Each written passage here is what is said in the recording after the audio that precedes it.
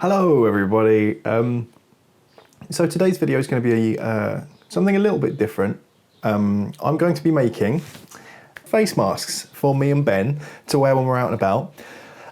It's not going to be a tutorial because I don't really want this video to take that long. So I'm just going to basically have a little relaxing chat to you guys while I do my sewing. Which isn't super exciting, I know, but I think it's just nice sometimes, right? Just take things a little bit slower. And for that reason, I'm not going to be putting music on this video, just to make it that fractionally bit more sort of, you know, ASMR-y kind of soothing. But it won't be an ASMR video because I'm not going to be staying super quiet or anything. But yeah, I'm just going to make my mask, have a little chat.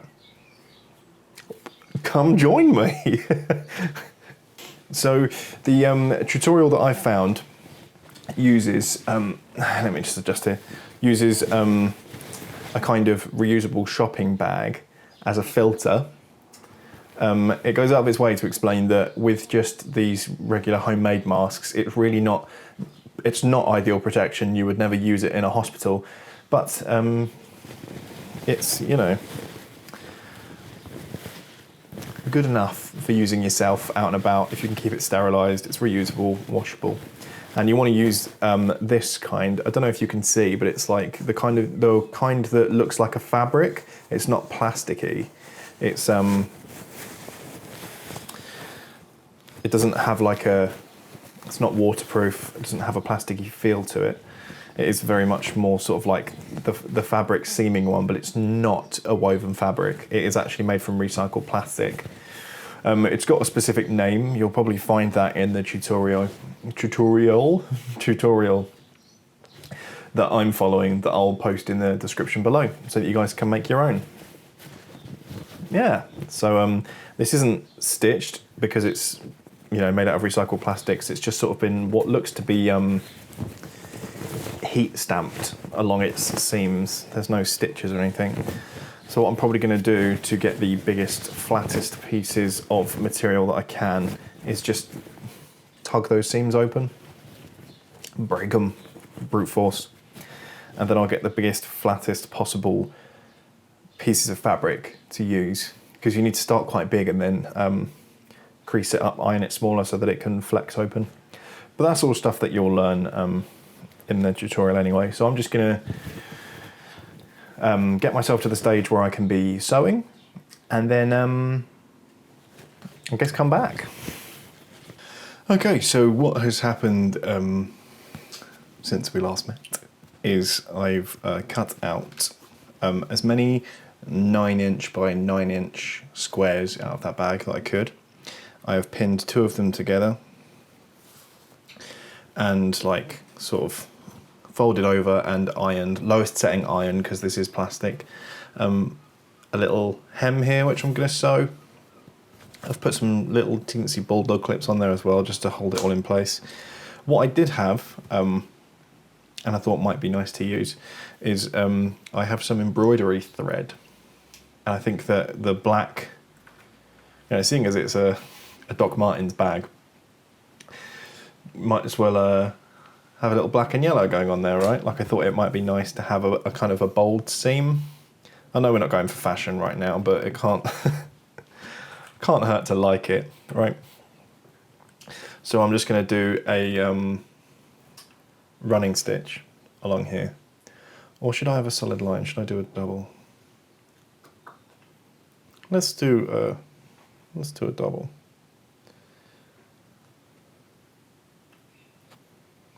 Ooh. Well, it wasn't this tough during testing. I suppose now I'm looking down the nose of 4 sheets, aren't I? I might have to go for a smaller needle. I'm noticing now as well that this embroidery thread is just like 4 threads together. Okay, let's try.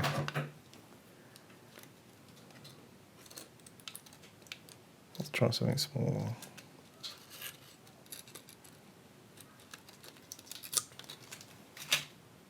I have so many needles out now. I've been doing some sewing of another little project that I will be showing you guys shortly. But I'm not very good at, putting the needles back in the little needle holder. Ooh. There we go. Well, that was hard work for that threader to get this through the eye of the needle. Okay.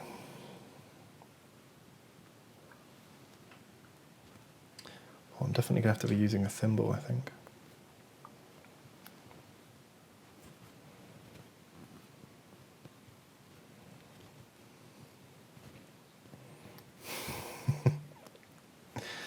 Blast me and my design decisions.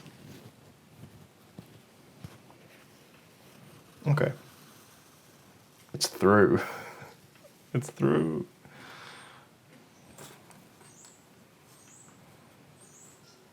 So I'm going to put a little knot on the end.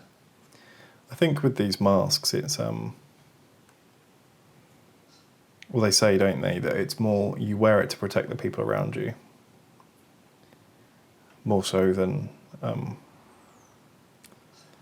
they might not necessarily protect you if something's, if a lot of droplets are coming your way, but they're certainly catching a lot of your droplets.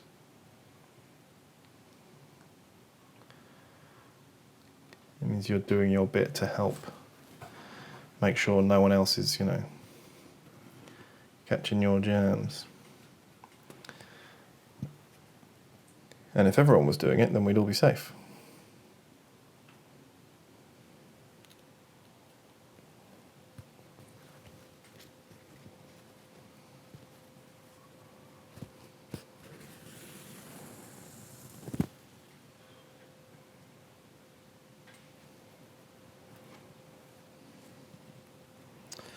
Do you know what? Now I'm looking at it, I reckon I could get away with a running stitch.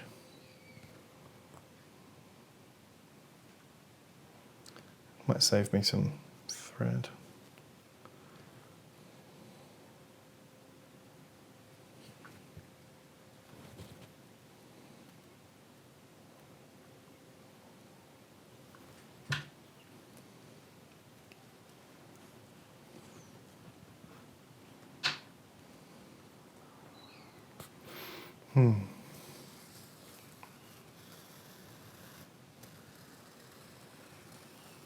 What I'm terrible at with sewing is judging to make sure all the stitches look the same size.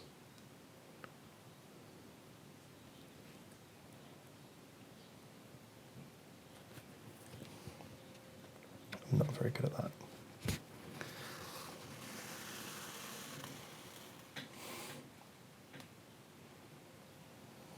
It's going well so far.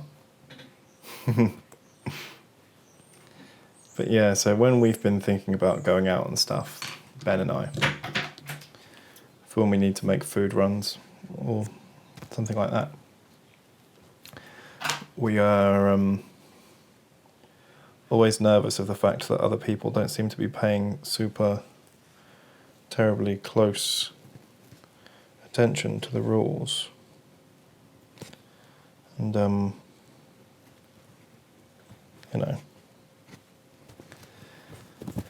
I think that having a mask is a bit of like a poisonous frog effect, right? If you've got something garish on your face, it's taking a leaf out of nature's book on how to tell other creatures, stay away from me. Stay away from me.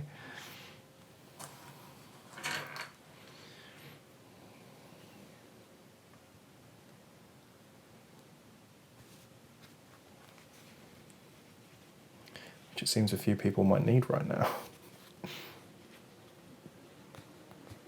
Just that little reminder that you are health conscious and that regardless of what they think about what's going on, they shouldn't put that decision on you. They shouldn't be coming into your personal space if it's going to make you nervous, which is very reasonable to think about at this kind of time.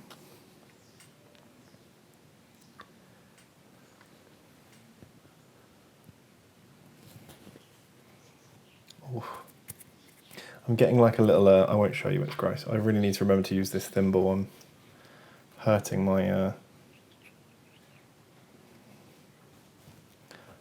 fingertips.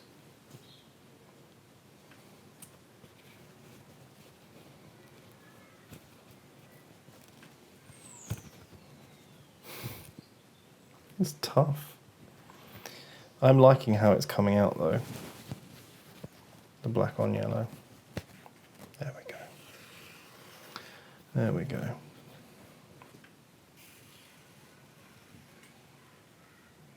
I suppose it will look a little bit like... Sorry if you can hear my neighbours.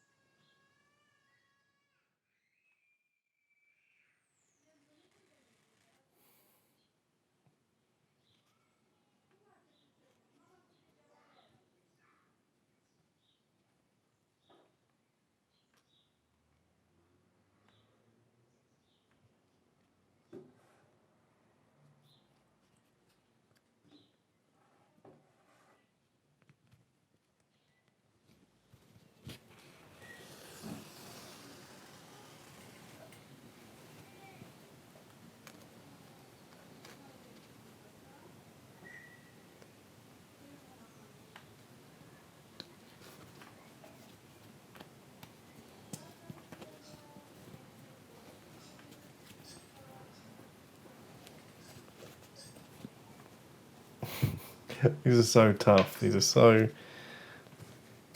I need like a little grippy glove or something. Because the getting it through isn't particularly difficult, but the pulling it through is proving to be quite a different story.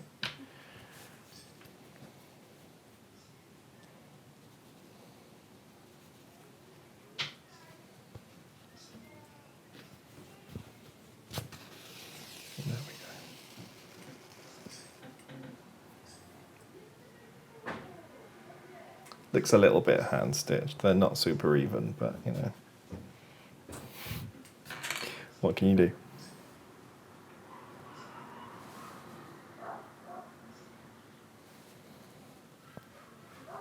Oh, just did it again.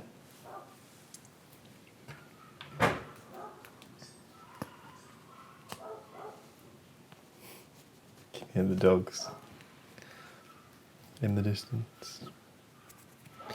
It is really, really lovely weather.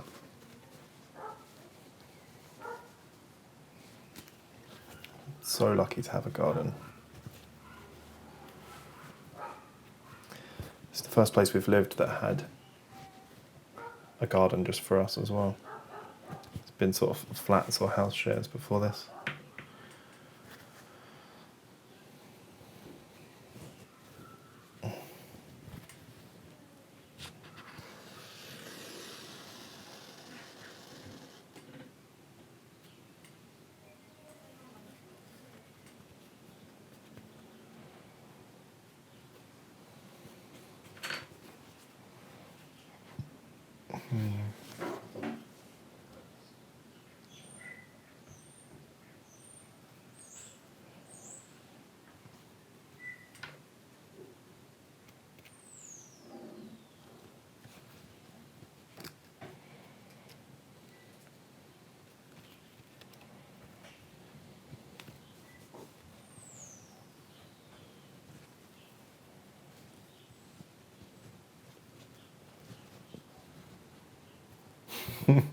It's tricky.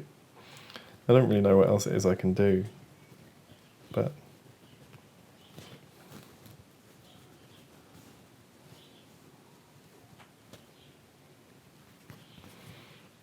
because it's like the needle's already through, but it's the thickness of the thread that's stopping it from pulling through. There we go. You just need to wiggle it a little bit.